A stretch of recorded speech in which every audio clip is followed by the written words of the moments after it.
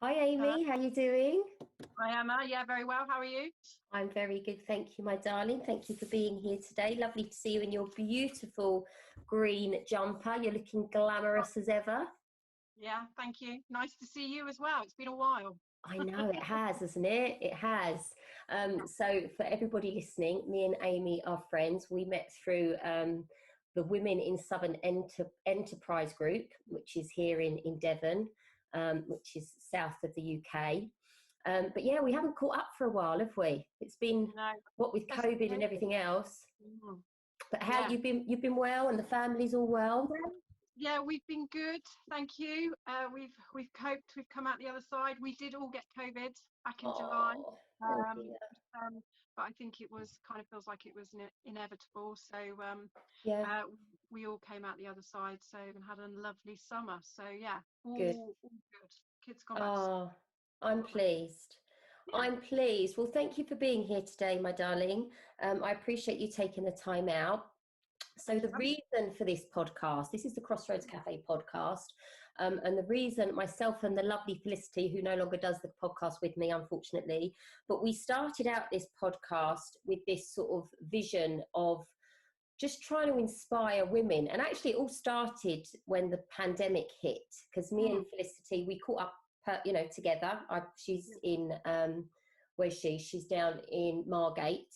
Right. So we've met up a few times, but then we couldn't because obviously COVID. So we were catching up on Zoom, me and Felicity, and we were finding that the conversations that me and her were having just really helped us move our businesses forward. So I said to Felicity at the time, we should be recording this, right? We should be recording this and sharing this with other women that are either starting out in business or want to start out in business. And that's where this Crossroads Cafe sort of vision came from. Because we were like, right, okay, there's so many women and so many of my friends actually that I was speaking to that were talking about wanting to start something, but just didn't know how to go about it. Or Yeah. like I've been reading through some of your notes, like they'd be procrastinating on like, what do I do first, or where do I start, or all this kind of stuff. So we decided to create the Craft Crossroads Cafe podcast, and we would have our own conversations, but then we were like, hold on a minute, there's so many women out there that have made a transition, whatever it may be. And it tends to be the people that we were attracting were people that wanted to start a business, that wanted to start something online, Yeah. or just through COVID were working from home, mums that were working from home and had decided, actually, I don't want to be, I'm enjoying working from home. I don't want to have to go back into the office. And then they were like, right, how do I go about doing it? So my mission at the minute is to reach out to the likes of people like you, Amy, who have done that, have been in an office environment. I know you were working in the corporate environment. You've got a corporate background, but that have been in that environment and then have moved away from that and started up your own business. Completely different. Something completely different. Yeah. Yeah. And that's Yeah. amazing because we're actually speaking firsthand to the women that have actually done it and learning from them so we can share that with other women, and the hope is to inspire them, build their confidence, their Yeah. self-belief so they go and take that same action. Yeah.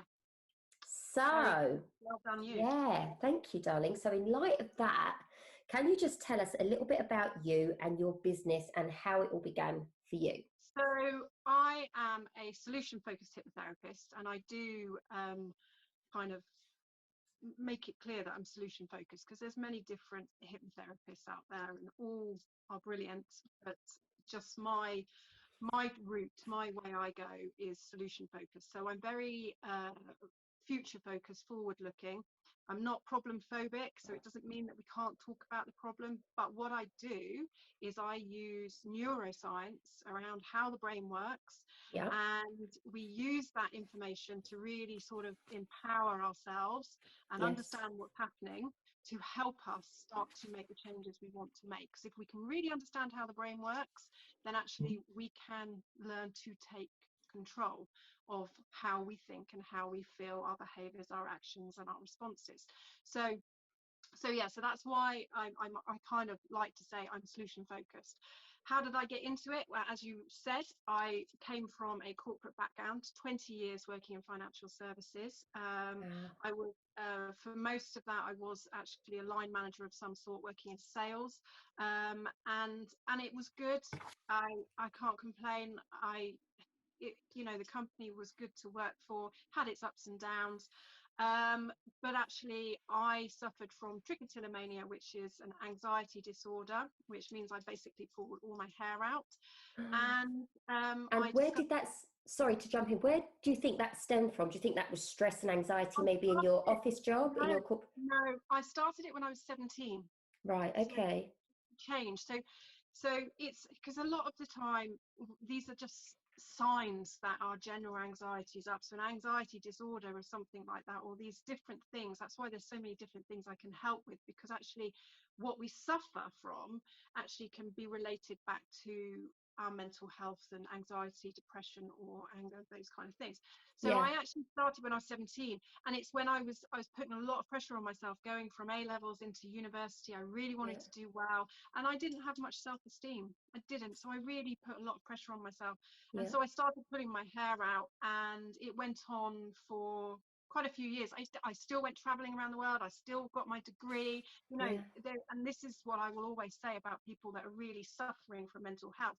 And I'm probably going off track here, getting into what I'm passionate No, about. go for it, please. I think mental health has still got a bit of stigma around it. And what I try and say to people is we all have mental health. It's just whether it's good or bad in that moment. And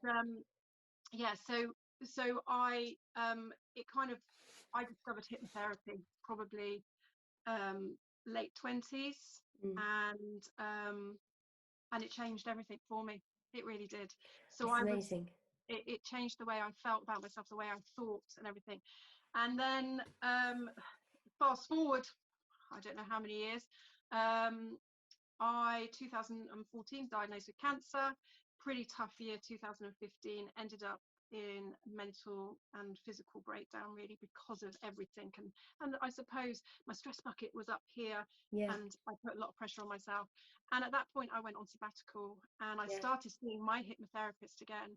And I changed my career. I walked away from corporate life. That gave me a very good package and all those wonderful benefits of a regular income, and said I'm gonna change and do something that I'm passionate about. So I became a hypnotherapist. I retrained and became a hypnotherapist. I've been doing it how many years? 2016. Amazing. That's one thing that I recognize from all the entrepreneurial women that I speak to. Those that are in a career that they're loving, like, and have created a business that they love, that they've got that real passion for, have normally needed that service or product or whatever it is in the past. So it's like you've gone through something, and this is why I encourage women, anyone listening to this, you've obviously gone through something that was very traumatic and very scary in your life, that's probably made you reassess. But sometimes we wait for that thing to happen, that negative thing or something maybe not so nice that happens to us, for us to make that change and make that transition. Why wait? So, rather than waiting, if you're unhappy, and like you touched on, when it comes to our mental health, we have that, you call it, what do you call it? You call it mental health, and you didn't even call it mental health. What did you call it? You said something around, we've all got mental health. Whether it's good or bad in that moment. Whether it's good or bad. So rather than waiting to that point where it's so bad that you feel sort of compelled to make that change, actually making that change now. I know for me, when I started doing something as a career that I just really enjoyed, and I felt that I was good at, and just something that I was looking forward to doing every day, that changed the way that I thought about things, and it changed the way I thought about myself. So by changing and doing something different, I actually bettered my life, even though it was scary. It was scary as hell, and I didn't have a clue what I was doing. And I kept failing. I still do many, many times, especially at the beginning. It definitely made my mental health good rather than bad, because I was enjoying what I was doing. It's the enjoyment. We're producing that wonderful serotonin, and we have purpose and focus and everything like that. We are working in our intellectual mind, and that's all good. We will always have our fight and flight. We will always move into that. We're always going to have those negative thoughts that go through our head, but that's okay. And one of the things I want to teach my clients is learning to be comfortable with being uncomfortable, because there is so much that in life that we we will survive. Humans are brilliant at adapting. Yes. We can cope with the unknown, but when our stress buckets are up and we're feeling that overwhelm and not knowing which way to turn or what to do, then actually, yeah, we can kind of lose that focus. And I think, yeah, we can. It's just remembering that actually we really can just adapt and deal with that uncertainty. We don't know what's going to happen tomorrow. Tomorrow, I mean, I've got a cold now, so it's a good one. But tomorrow we could have all these wonderful plans and then wake up and have a cold. We wouldn't worry about that. We would just adapt. We would just reprioritize what was important. I love what you've said there. Yeah, being comfortable with the uncomfortable. And that's the thing, isn't it? Something uncomfortable comes along, whatever it may be, and we run away from it, don't we? We run away and we hide under the blanket, or we do whatever we do. But that doesn't, I always think, for me, that doesn't build any resilience. And the more we can get used to that being uncomfortable, and especially if we try and make that more of a habit, so we're doing the things that scare us more and more and more, then we're able to go out and do so much more because it doesn't scare us anymore. Yeah, and I think for me it's about it needs to be, yes, we need to get into that habit of practicing that and building that new neurological pathway, but actually if we can start to tell our kids this, that for me, that just, it's a natural feeling. It's just natural. We all have that Sunday night feeling where we have to go back to work, even when we love what we've got to do, we love what we do. And actually, you know, that's just that natural feeling. It's there. So you just have to let it be and acknowledge it, but get on with what you're doing in the moment. Yeah, this is why I love talking to you as well, because I love to, I when you were teaching me about how the brain works and all of this kind of stuff, it feels good to understand it, do you know what I mean? And actually realize there's a science behind it. There's a reason why we feel the way we feel, and there's a reason why we act the way that we act. And once we've got clarity on that and we can understand why it's happening, we can do the right things to overcome it over time, right? It makes it less haunting, doesn't it? Definitely. It gives it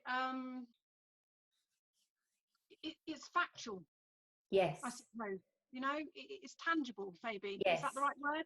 Yes. So we can actually do something about it. We feel empowered by it, don't we? We can kind of, and when I do my initial consultations with my clients, often because I'm talking about how the brain works and why we suffer and actually what we can do about it, even in that first meeting, they can walk away feeling like empowered and feeling, and feeling hopeful. I think definitely. And not thinking, oh, there's something wrong with me. Because that's the thing, we think, oh, everyone else is okay, there's something wrong with me. But actually, no, we all feel the same way. I suppose it's just how we react and how we deal with it that makes us different. And it's that pesky fight and flight, you know, the amygdala that actually tells us all these negative propagandas about ourselves, that we just have to, we can notice it, but we can learn to recognize which part of the brain we're working in. And that's when we can start to make choices about how we want to respond. Love it, love it, love it. We need to get you doing some workshops. It'd be amazing. All these workshops and understanding this stuff and learning this stuff. You can see why it drew me in. Definitely. I love it. And that's definitely. why, I love it. Personal development and just understanding it all and getting clarity on it all. It's brilliant. Love it. So that's how it started for you. So what have been some of the highs and lows in the sort of career journey so far, and the business journey so far? I would say learning. So, I mean, when I was going to therapy for myself, I obviously learned stuff, but then actually making that change and going in and learning the ins and outs and all about like different, you know, psychoneuroimmunology and I'm going to throw all these big words at you and neuroneuron, and just like the insight into how the brain works. I was just I was buzzing. I used to go, you know, to the sessions and have my training and all of this sort, and I used to walk out on a real high.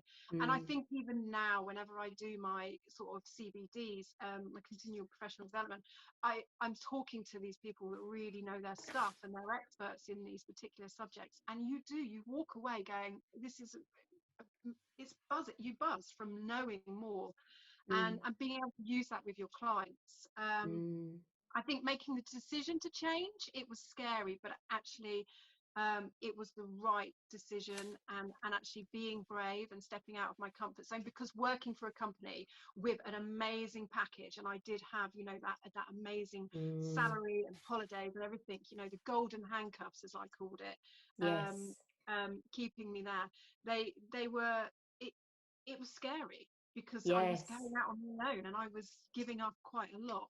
But it was exciting, and now I have that control over when I work, how I work, and I've got that flexibility, and I've got more time for my children, and it's Yeah. just, yeah, There's so many it's benefits that wonderful. so Yeah, many benefits that come with it, but it is that big transition because it's very different, isn't it? And yeah, you touch on the learning. I think every successful entrepreneur, every successful business owner that I see, that is part of what they do all of the time. It's like yeah, they're that lifelong learner. They're constantly learning, they're constantly growing, whether that's learning their craft, like what it is that you do as a hypnotherapist, or whether that's learning about marketing or learning some new tactics or implementing new systems and learning about that. There's always something that they seem to be learning at and moving forwards at. And I remember there's a quote by Warren Buffett. He talks about learning. I remember reading an article on him, and he was saying that that's what he puts his success down to. He spends, I'm sure it's 5 to 6 hours every single day reading, whether it be newspapers or like these corporate reports. Every single day he sits down at his desk, and you can see it when if you like Google him and look at, you know, sort of biographies and things that he's written, you see him sat there just with his paper, literally reading and just working out what's going on in the markets and all of that kind of stuff. But he says the best investment that you can make is an investment in yourself. And he says over time, the more you learn, the more you'll earn. yeah, Because it's just yeah. constantly bettering yourself Well, all of the time, isn't it? it's the curiosity, isn't it? Having that Yes. curiosity, And I and think, yeah, yeah, the passion as well. And I think the passion, because it's aligned. See, this is the other thing. When it comes to, if you're listening to this and you're thinking, I want to do something, but I don't know what it is. You're not happy in your 9 to 5 or your part-time job, but you want to do something, you don't know what it is. I always say, think about your interests, think about your passions, think about your skills. And if you're not used to bigging yourself up, maybe ask other people or listen to what other people say yeah, about you, because that's a great indicator, isn't it? yeah, If yeah, they say you're a people yeah, person, or you've got a certain personality, or you're really good at this or you're really good at that. And just start there, because gaining that clarity is going to give you a yeah. focus. It's going to give you a starting point. And Um, I think, yeah, I was going to say, I think you've said it as well in like on Facebook feeds and things like that, where you talk about starting small, and these yes, small actions are so important, because yes, if we have like an end goal out there, but mm, it's huge. You know, we want a new job. mm, We want to do something for ourselves. Well, yeah, the primitive brain, that fight and flight, is going to panic, because it's like, oh, yes, so actually, if we can bring it back to like what you were saying, that's why it's so true, to those small achievable actions, that stress is no longer a threat. It's no longer scary. It becomes a challenge and something we can actually deal with. So it's, yes. yeah, it's just taking that first step and just That's focusing it. on the first steps, Yeah, and not you're worrying not going about where you end up. no, and you're not going to be, the best hypnotherapist or the best, No, coach or the best marketer or whatever it is that you're going to be overnight. It just doesn't work that way. But I think, like you say, if you commit to that lifelong learning and just take it one step at a time, before you know it, you're looking back. I don't know about you, but I've done this a few times. I remember when I first started out, I'm not getting to where I want to go. It's like I felt like I was putting so much effort in and I wasn't getting anything back. But then over time, sort of maybe, 3 months, 6 months, 18 months, 24 months, I look back now and I think, oh my God, I've come so far, more so in my own personal learning journey, if you like. I've come so far and I've learned so much, and I feel I've got so much more I can share with people, because I yeah, have taken it one step at a time. And we tend to sort of focus on sort of getting to the mountain top, don't we? We forget about taking those steps and yeah, just being in the moment and just, yeah, doing the one thing at a time, and then enjoying that and celebrating that. So actually, I was going to say to you, how do you sort of keep yourself on track? what is it that you do, you know, whether that's habits or, and you touch on taking it one step at a time, which is so important. Yeah. So, gosh, what is this? Is this like my habits, or is this what do I do to keep myself on track? I suppose it's I write a lot of things down. Yes. I do. I love a list. Yes. I do love a list. So I'm trying to get it out of my brain and onto a piece of paper, and I kind of do put it into different sections. And it's just sort of checking in, I suppose, to say where I am. But it's having confidence in myself that actually I will, you know, it will happen. I think when we start to put up, I told you I'm a bit of a brain bore because I always go back to the brain. When we start to put pressure on ourselves, we will move into that fight and flight. Yes. But actually, if we stay relaxed and we kind of go, yeah, I'm okay, and have that confidence in our ability to just know what needs to be done when, and know the important things will happen, then we will stay in that intellectual mind, that left prefrontal cortex, which means that we will have access to what we need to do. We'll be a lot more relaxed, we're logical, rational, and we just cope and we get things done. We know what we're more organized. If we're working in our fight and flight, and I always know the difference. I mean, you know, I might be an expert, but I still slip back into there. Of course, we all and do. And I know full well, I notice when I'm in there because I'm not very focused, and I'm jumping from place to place, and it's just like trying to take a step back, a physical step back, and say, right, okay, where am I going to start again to keep myself going in the right direction? One step at a time. Yeah, definitely. You touched as well on, I was reading through your notes on the 25 minutes on, 5 minutes off, and you find that really works well for you. Yeah, so I suppose I do have structure. So I keep Mondays for myself. I see clients on a Tuesday, Wednesday, Thursday. I have some evening appointments, those kind of things. If clients can't, then I will see them other points of the day. But I also use I think it's called the Pomodoro technique because it's based on the old-fashioned tomato kitchen timers. And that's it, purely because it used to be those kitchen timers that were shaped like tomatoes. And it literally, I set myself a timer for 25 minutes, and I focus purely on one thing. That could be writing my to-do list out or just what I need to do. But actually, it's just focus on that one thing, and you don't get distracted. You just keep your head down, and then the alarm goes off, and you reset it for 5 minutes, and you go away and you do something else. That could be checking emails, it could be making yourself a cup of tea, hanging out, washing, whatever it might be. You then come at the end of those 5 minutes. You then come back. You sit down and you reset it for another 25 minutes. And what you'll find is by the end of the hour, you've done 50 minutes of work. And it's so simple. Again, it goes back to what I was saying about those small steps. What you're doing is you're breaking your time down. If you're saying to yourself, oh, I need to do 3 hours of work, woo, you know, that's quite a lot. That's quite a lot of time sitting at my desk. Where again, actually, if you break it down into small chunks of time, the brain can cope with it. And it just definitely. And then it's like you're on task as well. You're on it and you're focused. And that's the thing, isn't it? Because sometimes, you know, I find what I do now is, well, I get my phone, I put it either onto silent mode, airplane mode, and I put it in a drawer. Because sometimes even just literally having it next to me where I can see it, I'm tempted to check it, or it, you know, I might hear it buzz, and I think, and all of a sudden your focus is taken off of the task that you know, at hand, and onto something else. And for you to then get back on again can take up time and energy. So I'll go and put it on charge somewhere else. Just so it's away from you. I think it's brilliant. And I've used that in the past. I go for slightly longer now, but you know what, when I think about it, sometimes I think that the smaller the time on task, the more effective I think I actually become. And then when I'm off task, I'm off task. So I'll go on task, then when I'm off task, I might go and bounce on my bouncer, or I'll go out and get a cup of tea, like you say, or go out into the fresh air, or go and have a conversation with Matt. I try and get right off, or I'm right on. But I think it's that 25 minutes, the Pomodoro technique. I definitely think if you're struggling with anything, achieving, you know, and sort of getting anything done, it's definitely worth researching that. You want to decide on what you want to do, set your timer, do the task, and then jump off.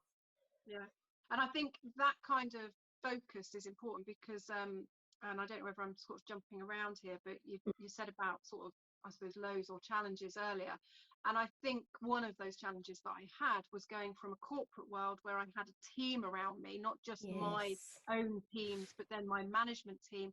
And you had Yes. people to bounce ideas off. You're sitting in an office and you're getting paid to do a job. You know, Yes. actually, you're not going to skive off, are you? That kind of No. thing.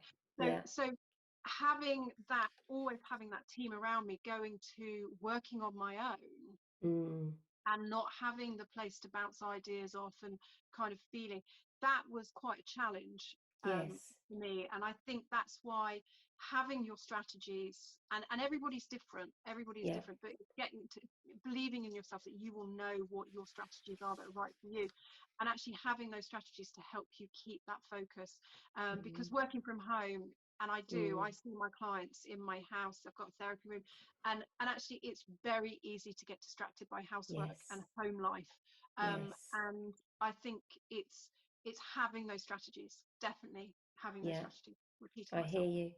Yeah, Yeah, no, I hear you loud and clear with regards to that. I'm forever running past the laundry room and thinking, I'll quickly put a wash on, I'll quickly do that. But that does then, your focus is gone then, isn't it? yeah, yeah. Your focus is And completely gone. yeah, I Um, kind of think to myself, that's my primitive brain talking, because actually, I need to hang out the washing. That's the primitive brain. You don't need to hang out the washing. no, That can make you wait. You're just kind of procrastinating here. So procrastinating. let's go do it. Yes. Yeah. Yeah. And you touched again on confidence. You've mentioned it a couple of times, and self-belief.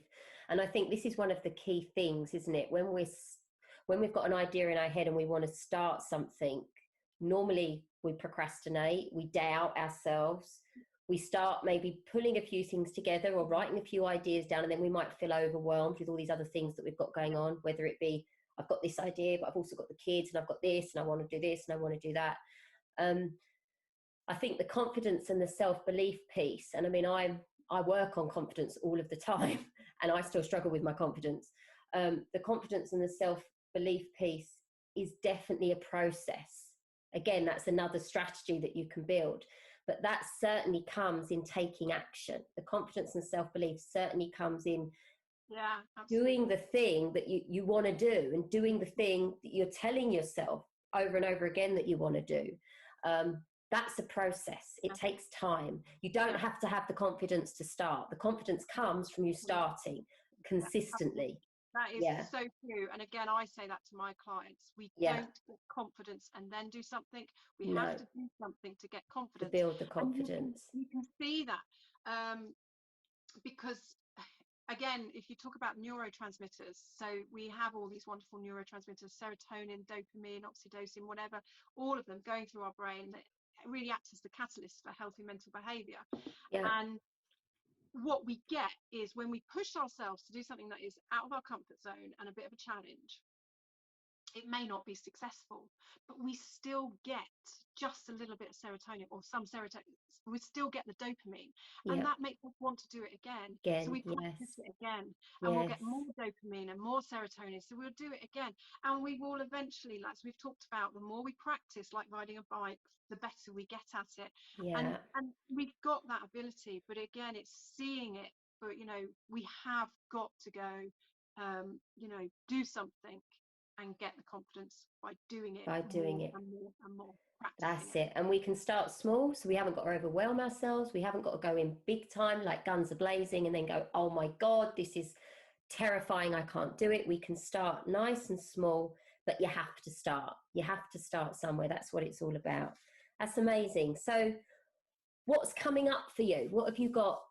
What is it that you're doing in your business? Have you got anything coming up? Is there, what's the plans moving forward for you?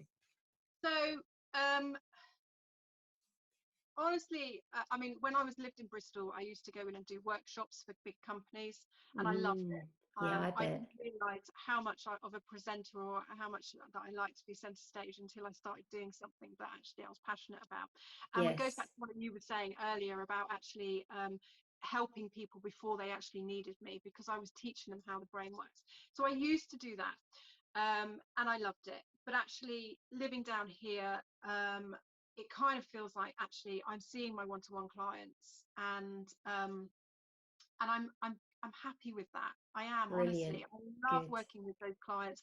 I love seeing them achieve what they want to achieve, the changes they want to make, their confidence growing. It brings me happiness. It really does. I know that sounds, I don't know, oh, No. you know, but actually it really is such a lovely job to have, and actually Yes. see that I'm helping people. So I think at the moment, short term, I'm happy. I've got my balance right. I'm working with I'm spending lots of time with my children, doing kids clubs and all that mum Amazing. stuff, which when I worked back in corporate life, I was traveling all over the country. I never got I think my child minder raised my kids, not me. That's why they're so nice.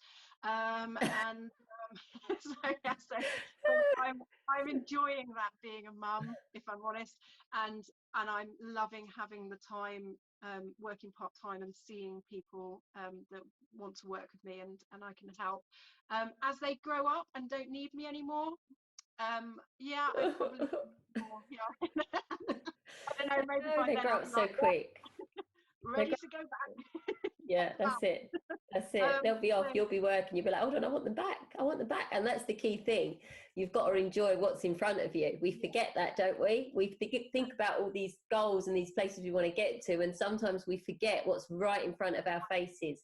and they Having are that so fun. balance Yeah. is so important. And they are. I mean, at this age, you know, they are, and your kids are probably around the same age, so they are funny, and they're Oh, beginning to form their amazing. personalities and everything. Yeah. And it's just brilliant to to be able to, you know, laugh and just spend time with them. So, but as they Yeah. don't need me anymore, and I become more embarrassing to them, Yeah. as I'm sure I will.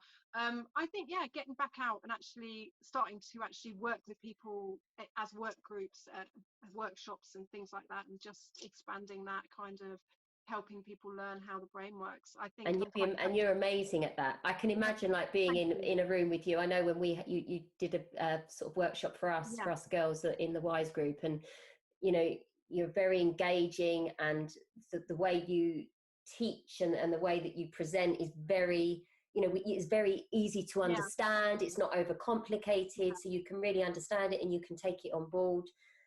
So I think you'd be incredible at that. But I do think you're so right. It's so important, you know, you have to think back to the reasons why, one, if you haven't started a business, why you want to start the business in the first place, and two, if you've started a business, why you started it. Because I know, like, when I think for me with Yellow Brick Roads, the reason I wanted to start the business was because I made this transition to live in the country from the yeah, city. yeah, I wanted more time with my children, and that's why I moved to the country, because they you know, they grow up so quick, and I wanted to really enjoy that time.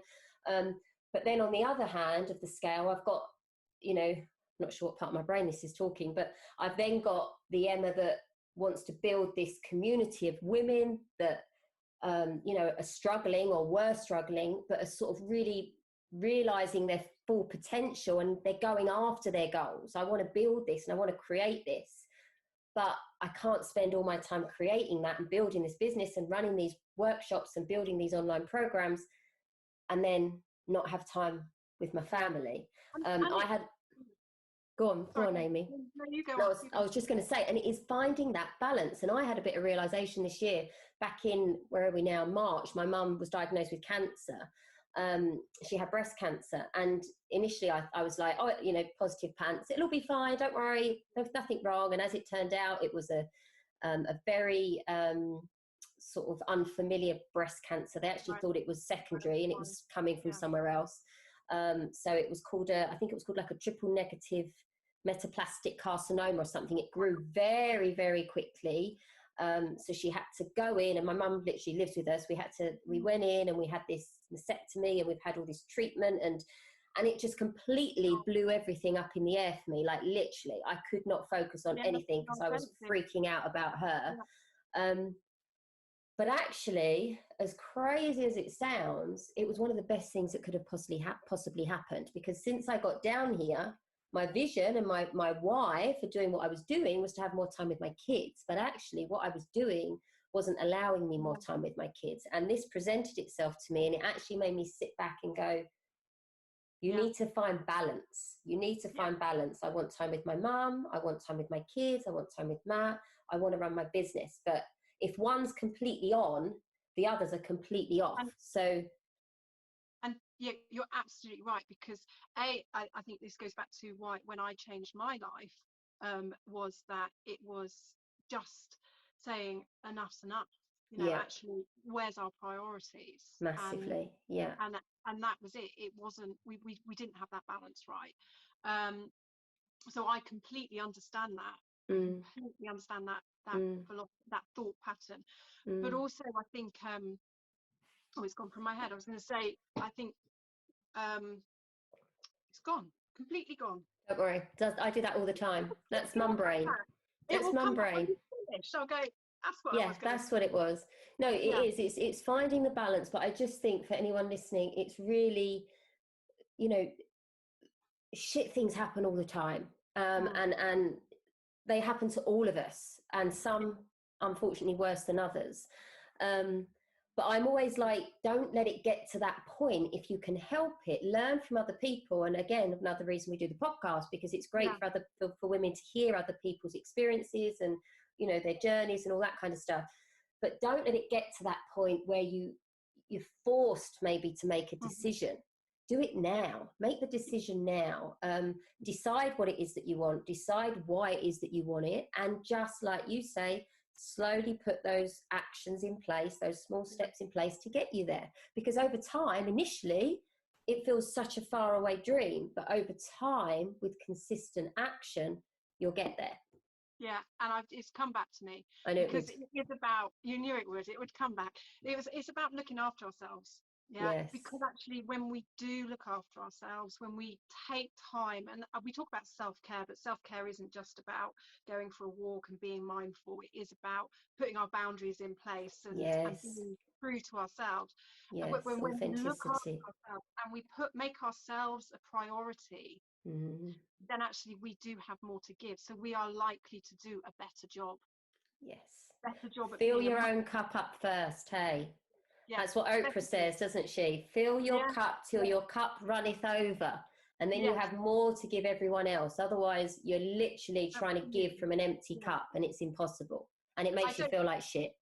Yeah, I don't know about you, but I do prioritize my own time going for a run. I've learned that. I've been doing it for 5 or 6 years. My running, I'm not the fastest, but actually my running clears my head. It makes my head feel better. So for my own mental health, I run. Yeah. And so I prioritize. I do prioritize that. I will always make sure I do. But it's those little things. It is looking after yourself and learning to say no. Yes. 110%. Yeah. I hear you, girl. I hear you. I'm with you all the way. Yeah. All right, Amy. Well, listen, thank you so much. Thank you so much for coming on and sharing your story and inspiring us. If anyone wants to get hold of you, how best can they go about doing that? It's probably my website, and then send me a message, or Facebook page and send me a message, or my mobile number's on there as well. So www.amyjohnshypnotherapy.co.uk. Wonderful. And Facebook's Amy Johns Hypnotherapy as well. So I will it's put been a all the pleasure. links in. Yeah, I'll put all the links in the feed. Brilliant. So if anyone wants to get hold of Amy and just learn from her, you do online Zooms and you do online. Yeah, I work online or face to face. So I mean, even before COVID, I worked online because I worked with a lot of students, university students who just love Zoom because they don't even have to get out of bed. Sounds good. Pajamas, I've been up for hours. It's like, really? So I'm a true believer that Zoom or online therapy, whatever you choose, if you need it, it works. It works a treat. So yeah, both on Zoom or face to face. Wonderful. Thank you so much. So I'll put those details in the feed. Thanks again, and hopefully I will see you soon at the Wise Catch Up. Yeah, I'm going. I'm down to go. So look forward to giving you a hug and having a cuppa. Yes, looking forward to it. All right, my darling. You take care. Take care. Thanks for being part of it. Take care. Bye.